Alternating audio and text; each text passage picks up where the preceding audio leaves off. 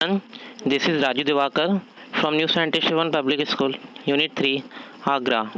Here I am going to teach a subject Business Studies of Class 11, Chapter number 3, and the topic is Role of Public Sectors. तो student हम इस lecture में आज discuss करेंगे कि जो public sectors है उसका क्या रोल है। ठीक है, तो changing role of public sector. Public basically आपने अभी तक सुना होगा दो तरीके के सेक्टर्स होते हैं, पब्लिक सेक्टर्स होता है, एक प्राइवेट सेक्टर होता है। पब्लिक सेक्टर्स मतलब क्या होता है, गवर्नमेंट सेक्टर। ठीक है, तो देखते हैं क्या क्या रोल है पब्लिक सेक्टर्स का। The public sector has been playing a vital role in the economic development of the country. तो बेसिकली जो हमारी कंट्री का इकोनॉमिक डेवलपमेंट है, ठीक है, जो इकोनॉमिक डेवलपमेंट है उसमें पब्लिक सेक्टर्स का बहुत ही इंपॉर्टेंट रोल है। Despite their impressive role, public enterprises in India suffer from several problems such as poor project planning, excessive overhead, overstaffing, under distribution और under utilization of capacity, inefficiency etc. पर देखा जाता है कि जो भी मतलब पब्लिक सेक्टर्स हैं उनकी जो वर्किंग है वो प्राइवेट सेक्टर्स के कंपेयर में बेटर नहीं है, जिसकी वजह से हमें कुछ प्रॉब्लम को फेस आउट करना पड़ता है। वो प्रॉब्लम क्या क्या हो सकती हैं, जैसे पुअर प्लानिंग प्रोजेक्ट हो सकते हैं, ठीक है, या एक्सेसिव ओवरहेड हो गया, मतलब ओवर स्टॉकिंग कर लेना है, देन उसके बाद ओवर स्टाफिंग कर लेना, then under utilisation of capacity, जो भी कैपेसिटी उसका अंडर यूटिलाइजेशन हो रहा है, देन इनएफिशिएंसी आ रही है वर्किंग में एटसेट्रा। ठीक है, to overcome these problems and to bring improvement in the efficiency level of the public sector some steps are taken by the government. तो बेसिकली ये सारी प्रॉब्लम अभी तक मैंने आपको बताई, इन सारी प्रॉब्लम्स को मीट आउट करने के लिए, रिजॉल्व करने के लिए गवर्नमेंट ने कुछ स्टेप्स लिए हैं। ठीक है, although the performance of public sector enterprise is not remarkable, but then also government cannot ignore the development of public sectors enterprises। Basically अगर हम देखें कि जो पब्लिक सेक्टर्स का रोल काफ़ी इंपॉर्टेंट है हमारी कंट्री में, ठीक है, और पब्लिक सेक्टर ने बहुत ही ऐसे इंपॉर्टेंट वर्क किए हैं, बहुत ही ऐसे काम किए हैं जिसकी वजह से उनकी इंपॉर्टेंस को इग्नोर नहीं किया जा सकता। ठीक है, पर कुछ ना कुछ उनमें वीकनेसेस हैं, कुछ ना कुछ उनकी लिमिटेशंस भी हैं। ठीक है, because this enterprise help to overcome the social problems of poverty, unemployment, imbalance in regional growth etcetera. जो ये पब्लिक सेक्टर्स हैं वो कहीं ना कहीं हेल्प करती हैं ओवरकम करने के लिए या रिड्यूस करने के लिए जो भी सोशल प्रॉब्लम्स हैं, just like a poverty, unemployment और imbalance in regional growth. Clear? Government has taken various steps to change the role of public sector so that its efficiency can increase। तो government ने क्या किया, कुछ steps लिए जिससे जो भी पब्लिक सेक्टर्स का रोल है वो इम्प्रूव हो जाए और उनका जो रोल है वो इंक्रीज़ हो जाए और साथ साथ उनकी जो एफिशिएंसी है वो भी इंक्रीज़ हो जाए। तो बेसिकली जो changing role of public sector, तो सबसे पहले बात करते हैं government policy towards the public sector since 1991।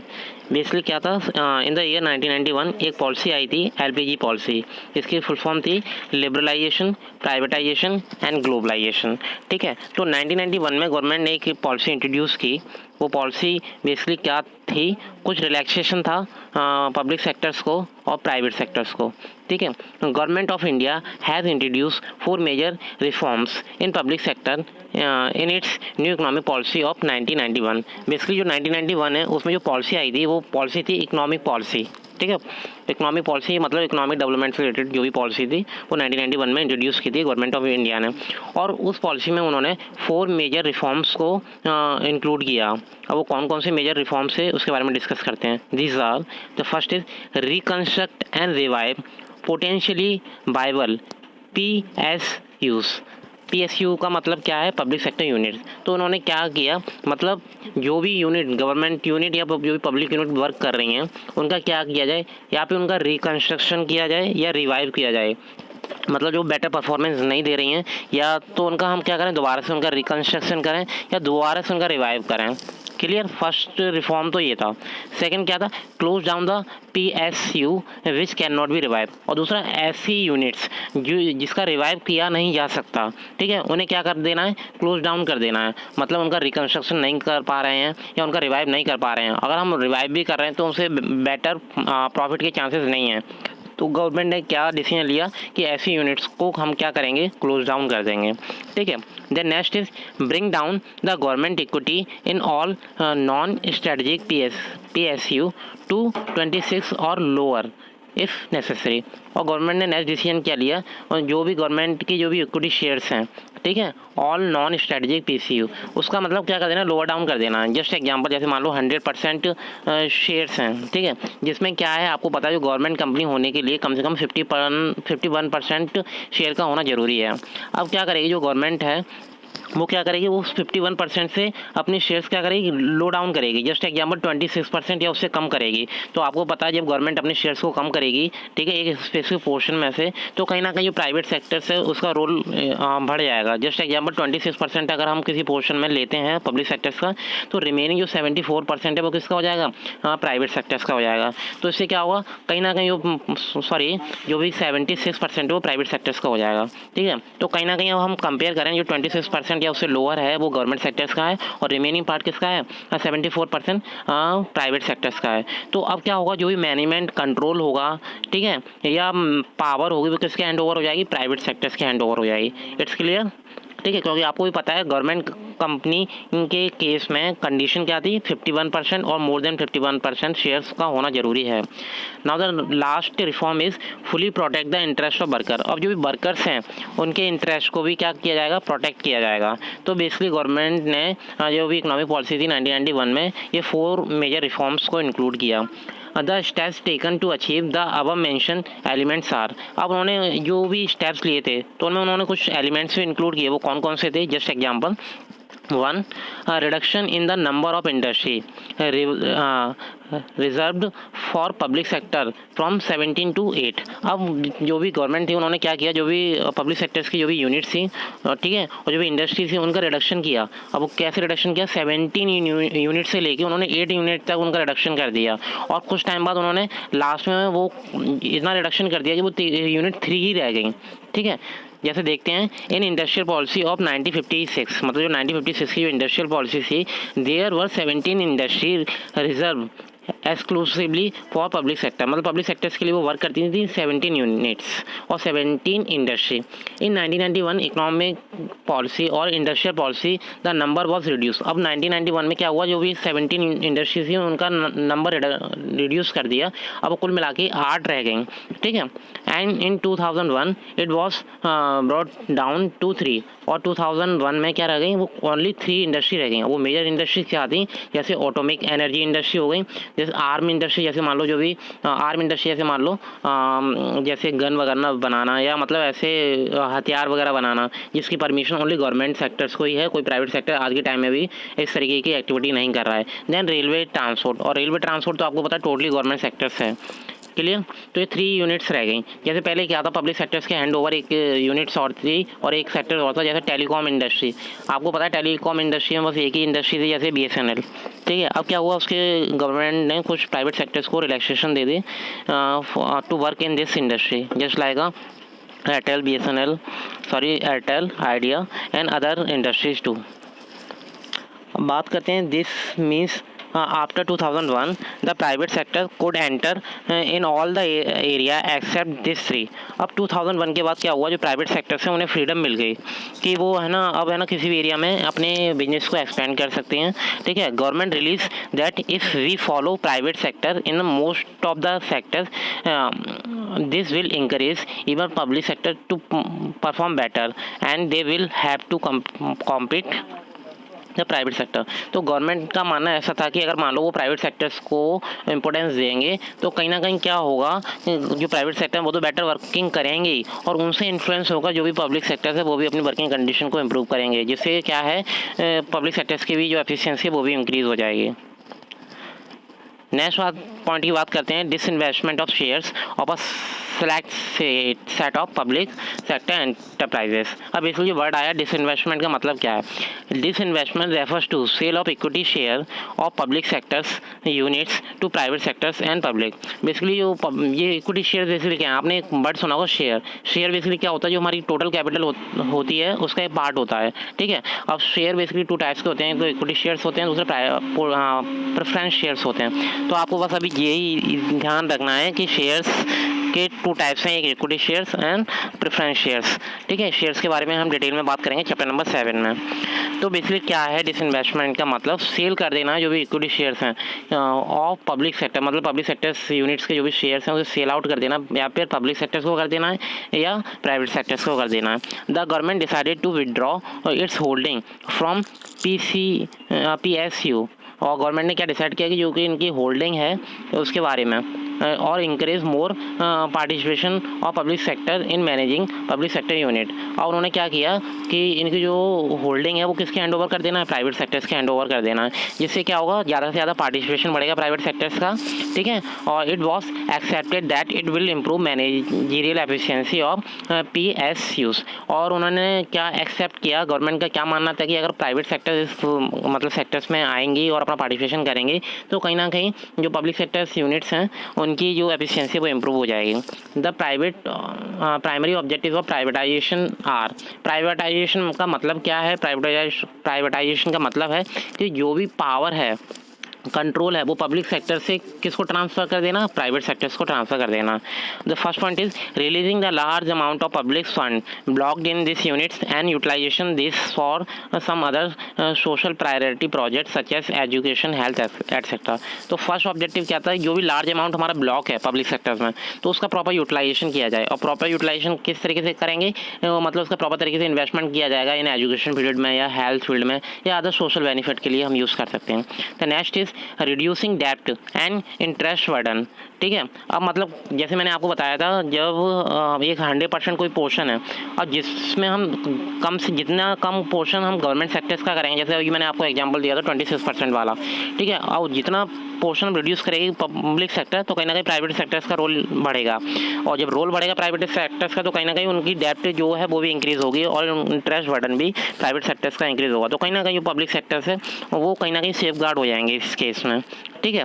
Next is transferring the risk from public sectors to private sector. अब हम क्या कर रहे थे, जैसे मैंने अभी आपको बताया पॉइंट नंबर बी में, रिड्यूसिंग डेप्ट और इंटरेस्ट बर्डन, मतलब जो डेप्ट का बर्डन है या इंटरेस्ट का बर्डन है वो कहीं ना कहीं हम क्या कर रहे हैं, ट्रांसफर कर रहे हैं पब्लिक टू प्राइवेट सेक्टर, तो वही वाली बात हो जाएगी, तो जो रिस्क है वो भी ट्रांसफर हो जाएगा। तो next is reducing government control. अब क्या है, जो गवर्नमेंट का टोटली 100% कंट्रोल था वो कहीं ना कहीं रिड्यूस हो जाएगा। अब जो कंट्रोल पे किसके हैंड ओवर हो रहा है, प्राइवेट सेक्टर्स के हैंड ओवर हो रहा है।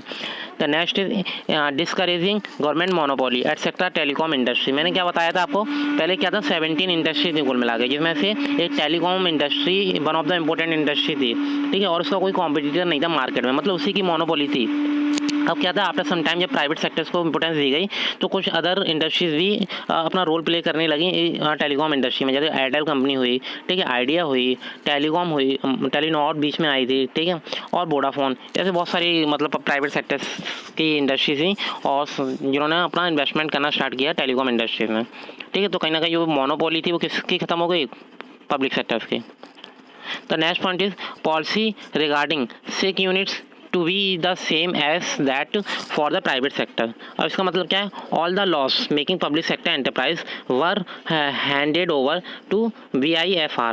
मतलब क्या था, जितनी भी यूनिट, ऐसी यूनिट जो लॉस मेकिंग यूनिट्स थी और वो भी पब्लिक सेक्टर्स की, मतलब ऐसी यूनिट जिनसे लॉस ही इनकर्ड हो रहा था, अब वो उसे किसके हैंड ओवर कर देना है, BIFR। अब ये BIFR है क्या, इसकी फुल फॉर्म है board of industrial and financial reconstruction. अब इनका रोल क्या है, इंपॉर्टेंस क्या है, क्या फंक्शनिंग है।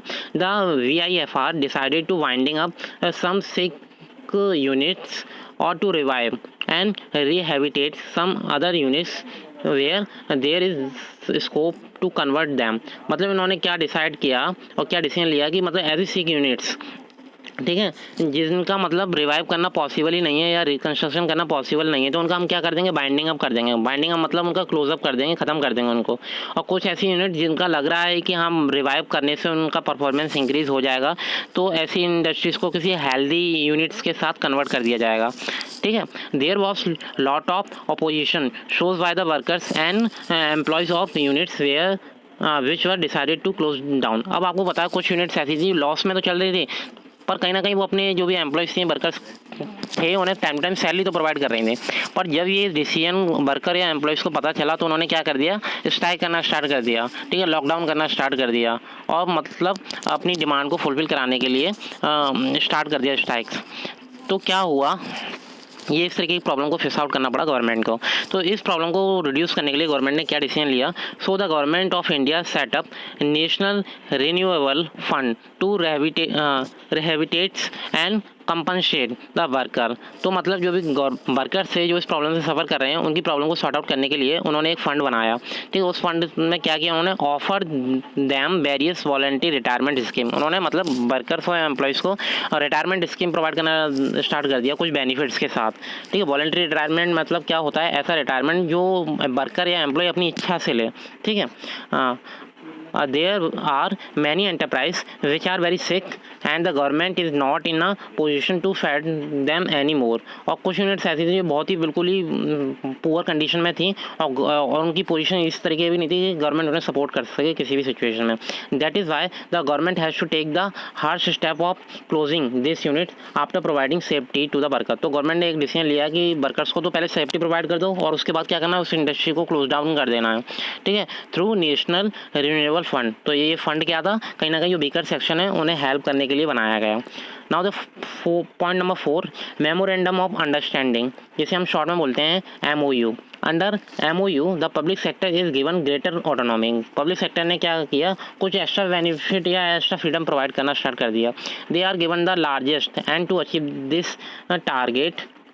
मतलब क्या था? जो गवर्नमेंट थी या हम बात करें इस जो भी ये डॉक्यूमेंट बनाया गया उसमें पब्लिक सेक्टर्स को उन्होंने क्या किया? एक टारगेट प्रोवाइड किया। They are given the target to achieve the target this unit are granted operational freedom but they are accountable for not achieving the result of time. मतलब गवर्नमेंट थी, उन्होंने क्या था? पब्लिक सेक्टर को एक target provide किया। उन्होंने क्या बोला कि हम आपको एक टारगेट प्रोवाइड कर रहे हैं और वो टारगेट आपको एक स्पेसिफिक टाइम पीरियड में अचीव करना है। ठीक है, और अचीव करने के बाद क्या करना है? हमें रिपोर्ट करना है। मतलब you are accountable for that activities. और उस टाइम पीरियड में अगर आप उस एक्टिविटी को अचीव नहीं कर पाते हो तो आपको उसकी जवाबदेही देनी पड़ेगी। ठीक है, through MOU the necessary interference of ministry can reduce and more autonomy is granted। और इससे क्या हुआ? MOU के आने से जो भी मिनिस्ट्रीज़ का इंटरफेरेंस होता था वो कहीं ना कहीं रिड्यूस हो गया और कहीं ना कहीं जो भी पब्लिक सेक्टर थी उन्हें फ्रीडम मिल गई। ठीक है, अपनी एक्टिविटीज़ को करने के लिए। This units and they are headed accountable for specific result. तो पब्लिक सेक्टर्स को कहीं ना कहीं थोड़ी फ्रीडम मिल गई, मतलब अपने मैनेजमेंट को इम्प्रूव करने के लिए, अपनी एफिशिएंसी को इम्प्रूव करने के लिए और अपने टारगेट को with in a time period achieve करने के लिए, जिससे वो प्राइवेट सेक्टर्स के साथ कॉम्पीट कर सकें। अब बात करते हैं कुछ डिफरेंस की प्राइवेट सेक्टर और पब्लिक सेक्टर। तो स्टूडेंट बेसिकली आपको पब्लिक सेक्टर का कॉन्सेप्ट क्लियर है, प्राइवेट सेक्टर का कॉन्सेप्ट क्लियर है, तो आप है ना बेसिस के बेसिस पर ये डिफरेंस देख सकते हैं। जैसे first basis is formation. Private sector की बात करते हैं, the formation of private sector enterprise involve a long process. क्योंकि प्राइवेट सेक्टर है इसका फॉर्मेशन करने में ज़्यादा से ज़्यादा टाइम लगता है। The public sector enterprise can be form in a short time just a government decision. और ये बहुत ही शॉर्ट टाइम में मतलब स्टार्ट की जा सकती है, बस गवर्नमेंट का डिसीजन लेना पड़ेगा।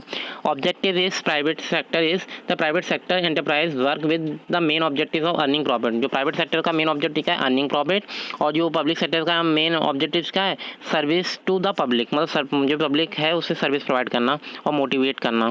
ठीक है, नेक्स्ट इज मैनेजमेंट की बेसिस पर बात करें तो private sector enterprise are manage and control by board of director who are professional and expert. मतलब बोर्ड ऑफ डायरेक्टर मैनेजमेंट और कंट्रोल दोनों करेगा और वो अपनी फील्ड का क्या होगा? प्रोफेशनलिस्ट होगा और एक्सपर्ट होगा। पर अगर हम पब्लिक सेक्टर की बात करें तो इसका management and control by board of director who are generally are representative of government. मतलब गवर्नमेंट का रिप्रेजेंटेटिव होगा और वो इसका कंट्रोलिंग एंड मैनेजमेंट करेगा। कैपिटल की बात करते हैं, in the private sector enterprise maximum capital is contributed by the owner और इन्वेस्टर। जो भी ओनर्स होते हैं और इन्वेस्टर्स होते हैं वो अपनी कैपिटल लगाएंगे प्राइवेट सेक्टर में। बट पब्लिक सेक्टर में किसकी कैपिटल लगी होगी? जो भी गवर्नमेंट है उसकी। ठीक है, in this public sector capital is contributed by the government. Now the point number 5 is freedom of operation. There is more freedom to operation in private sector enterprise. मतलब प्राइवेट सेक्टर एंटरप्राइज को ज़्यादा से ज़्यादा freedom दी जाती है। अगर हम बात करें इन पब्लिक सेक्टर तो there is a less freedom as compare to private sector, क्योंकि यहाँ कहीं ना कहीं गवर्नमेंट और पॉलिटिकल इंटरफेरेंस रहता है। अकाउंटेबल की बात की जाए तो private sector enterprise are not directly accountable to a general public. मतलब जनरल पब्लिक के लिए अकाउंटेबल नहीं है ये, पर जो पब्लिक सेक्टर है वो अकाउंटेबल हैं। ठीक है, कि अपनी उन्हें जवाबदेही देनी पड़ेगी पब्लिक को। नाउ नेक्स्ट इज एम्प्लॉयज़ के बेसिस पर बात करें तो private sector enterprises recruit and select their own employees and have their own rules and regarding the remuneration. मतलब क्या है, ये एम्प्लॉयज़ का मतलब रिक्रूटमेंट करते हैं, सिलेक्शन करते हैं, उन्हें time to time remuneration provide करते हैं, मतलब सैलरी प्रोवाइड करते हैं, और इसे प्रोवाइड करने का इनके खुद के रूल्स होते हैं। अगर हम बात करें पब्लिक सेक्टर्स की तो the employees of public sector are generally the civil servant and public sectors. ठीक है, मतलब जो भी एम्प्लॉय होंगे सिविल सर्वेंट के होंगे और जो भी रूल्स होंगे वो गवर्नमेंट के रूल्स होंगे। परफॉर्मेंस एवेल्यूशन की अगर हम बात करें the performance of private sector enterprise is जज on the basis of economic gain only. मतलब जो भी प्रॉफिट अचीव हो रहा है उसके बेसिस पर उनकी परफॉर्मेंस को अचीव किया जाएगा और जज किया जाएगा। पर हम बात करते हैं पब्लिक सेक्टर में, the performance of public sector enterprise is not only जज by economic grant but on many other economic issues. ठीक है, तो अदर इशूज़ के बेसिस पर भी उनकी जो परफॉर्मेंस है उसे जज किया जाता है ना पब्लिक सेक्टर। तो स्टूडेंट आपने कंपेयर कर लिया private sector and public sector दोनों के बारे में, दोनों की अपनी अपनी मेरिट्स हैं, अपने डिमेरिट्स हैं। ठीक है, अगर हम दोनों को देखें तो कहीं ना कहीं एक है ना दूसरे के कंपेयर में बेटर है। ठीक है, और दोनों की अपनी अपनी लिमिटेशन है। तो ये रोल ऑफ पब्लिक सेक्टर आपको क्लियर है। अगर आपको किसी भी तरीके से कोई भी प्रॉब्लम अभी भी अराइज हो रही है, ठीक है, तो आप मेरे से ये अपनी प्रॉब्लम को पूछ सकते हैं। Thank you.